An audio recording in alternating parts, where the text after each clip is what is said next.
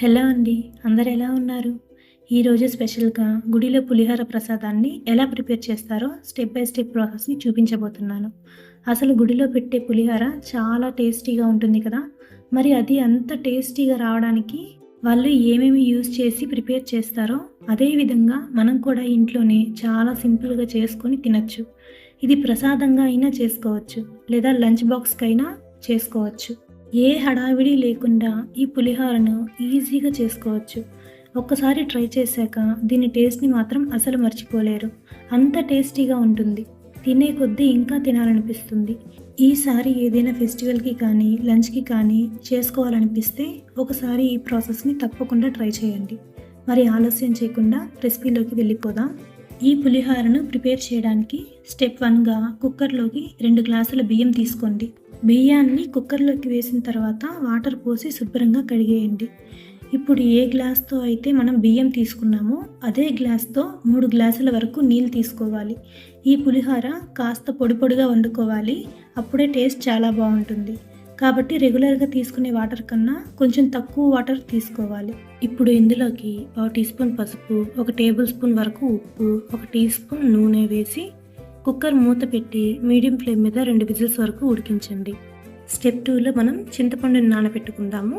అందుకోసం ఒక గిన్నెలోకి 100 గ్రాముల వరకు చింతపండుని తీసుకోండి. చింతపండు పులుపు ఎక్కువగా ఉంటే 80 గ్రాముల నుంచి 85 గ్రాములు తీసుకున్నా సరిపోతుంది. కాబట్టి మీ చింతపండు పులుపుని బట్టి తీసుకోండి.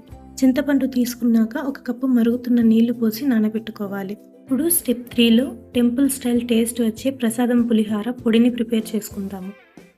స్టవ్ ఆన్ చేసి ప్యాన్ పెట్టి 2 టీ స్పూన్ల వరకు మిరియాలు, 2 టీ స్పూన్ల జీలకర్ర, 2 టీ స్పూన్ల మెంతులు తీసుకోండి. ఈ 3 ఈక్వల్ క్వాంటిటీలో ఉండాలి. అలాగే 1 టీ స్పూన్ ఆవాలు, 4 టీ స్పూన్ల ధనియాలు, హాఫ్ టీ స్పూన్ నూనె వేసి లో ఫ్లేమ్ మీద దోరగా ఫ్రై చేయండి.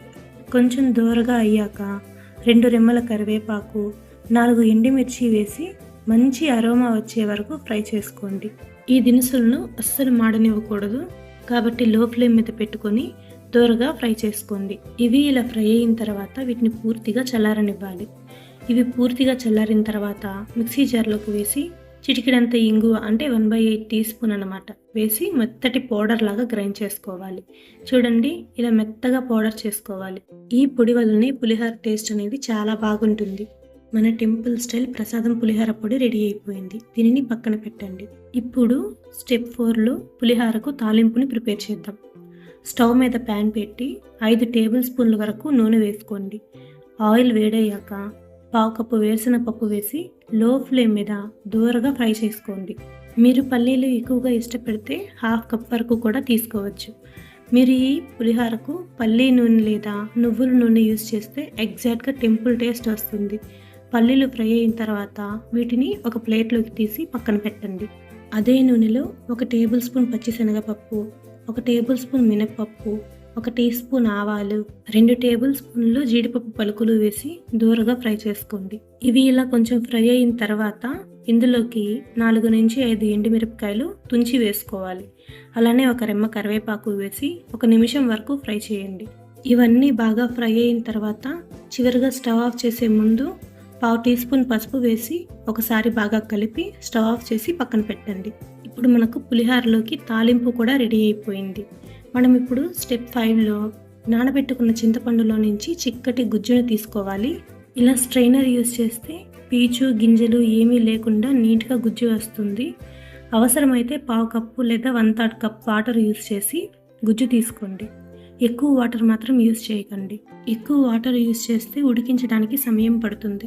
కాబట్టి కొంచెం కొంచెంగా వాటర్ని యూజ్ చేసి ఈ గుజ్జుని చిక్కగా వచ్చేలా తీసుకోండి. చూడండి వీడియోలో చూపిస్తున్నట్లుగా ఈ మాత్రం చిక్కదనంగా తీసుకుంటే సరిపోతుంది.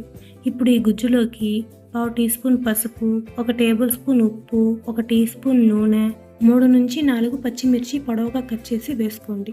కావాలంటే ఒక చిన్న ముక్క బెల్లం కూడా వేసుకోవచ్చు. నేను వేయడం లేదు. ఇప్పుడు స్టవ్ మీద పెట్టి లో టు మీడియం ఫ్లేమ్ మీద గరిటెతో కలుపుతూ చిక్కగా ఉడికించుకోండి. దాదాపు 10 నిమిషాల తర్వాత వీడియోలో చూపిస్తున్న కన్సిస్టెన్సీ వస్తుంది. ఈ స్టేజ్లో ముందుగా గ్రైండ్ చేసి పెట్టుకున్న ప్రసాదం పులిహోర పొడి మొత్తం వేసేయండి. అలాగే తాలింపు కూడా వేసి లో ఫ్లేమ్ మీద మరో 2 నిమిషాలు ఉడికించండి. ఇలా ఉడికిన తర్వాత స్టవ్ ఆఫ్ చేసి పక్కన పెట్టండి. మన చింతపండు గుజ్జు తాలింపుతో సహా రెడీ అయిపోయింది. దీనిని ఫ్రిడ్జ్‌లో స్టోర్ చేసుకొని కావాల్సినప్పుడు వేడి వేడి అన్నంలో కలుపుకొని కూడా తినొచ్చు. ఇప్పుడు స్టెప్ 6లో రైస్‌తో పులిహోరని ప్రిపేర్ చేద్దాం. కుక్కర్ మూత తీసి చూడండి. అన్నం పొడి పొడిగా ఎంత బాగా వచ్చిందో. ఇప్పుడు ఈ రైస్‌ని ఒక పెద్ద పళ్ళెంలోకి తీసుకొని కొంచెం నూనె, ఒక రెమ్మ పచ్చి కరివేపాకు వేసి చేత్తో ఒకసారి బాగా మిక్స్ చేసుకోండి. రైస్ పూర్తిగా చల్లారిపోకూడదు. కాస్త గోరువెచ్చగా ఉన్నప్పుడే పులిహోర ప్రిపేర్ చేసుకోవాలి. ఇలా కలిపిన తర్వాత ముందుగా తయారు చేసి పెట్టుకున్న చింతపండు గుజ్జు మొత్తం వేసి ప్రతి బియ్యం పలుకుకి బాగా పట్టేలా చేత్తో కలపండి. చివరగా వేయించి పెట్టుకున్న పల్లీలు కూడా వేసి మరోసారి కలపండి. అంతే, ఎంతో రుచికరమైన టెంపుల్ స్టైల్ పులిహోర ప్రసాదం రెడీ అయిపోయింది. ఇలా తయారు చేసుకున్న ఈ పులిహోర ప్రసాదాన్ని అరగంట లేదా ఒక గంట పక్కన పెట్టి సర్వ్ చేస్తే అన్ని ఫ్లేవర్స్ కూడా రైస్కి బాగా పడతాయి. టేస్ట్ కూడా ఇంకా బాగుంటుంది. నేను చెప్పిన ఇంగ్రీడియంట్స్ మరియు మెజర్మెంట్స్ ఫాలో అయితే ఫ్లేవర్స్ అన్నీ పర్ఫెక్ట్గా బ్యాలెన్స్ అవుతాయి. ఈ ప్రసాదాన్ని అమ్మవారికి నైవేద్యంగా పెట్టాక ఒకసారి టేస్ట్ చూసి అవసరమైతే ఉప్పు అడ్జస్ట్ చేసుకోవచ్చు. ఇలా చేసుకున్న ఈ పులిహోర టేస్ట్ చాలా అంటే చాలా బాగుంటుంది. అచ్చం గుడిలో పెట్టే పులిహోర ప్రసాదం టేస్ట్ ఎలా అయితే ఉంటుందో సేమ్ అదే టేస్ట్ ఉంటుంది. మీకు ఖచ్చితంగా నచ్చుతుంది. తప్పకుండా ట్రై చేయాల్సిన రెసిపీ ఇది. ఒకసారి ఈ రెసిపీ ట్రై చేశాక నెక్స్ట్ టైం మీరే మీ ఇంట్లో వాళ్ళకి ఈ రెసిపీని వండి తినిపిస్తారు. అంత టేస్టీగా ఉంటుంది, అంత బాగుంటుంది కూడా. కాబట్టి ఒకసారి తప్పకుండా ట్రై చేయండి. మరి మీరు కూడా ఈ ప్రసాదాన్ని ఒకసారి తప్పకుండా ట్రై చేసి మీ ఫీడ్బ్యాక్ని కమెంట్స్లో తెలియజేయండి. రెసిపీ నచ్చితే లైక్ చేయండి. మీ ఫ్రెండ్స్ అండ్ ఫ్యామిలీతో షేర్ చేయండి. ఇలాంటి సింపుల్ అండ్ టేస్టీ రెసిపీస్ కోసం నా ఛానల్ని సబ్స్క్రైబ్ చేసుకొని పక్కనే ఉన్న బెల్ ఐకాన్ని యాక్టివేట్ చేసుకోవడం మర్చిపోవద్దు. Thank you for watching.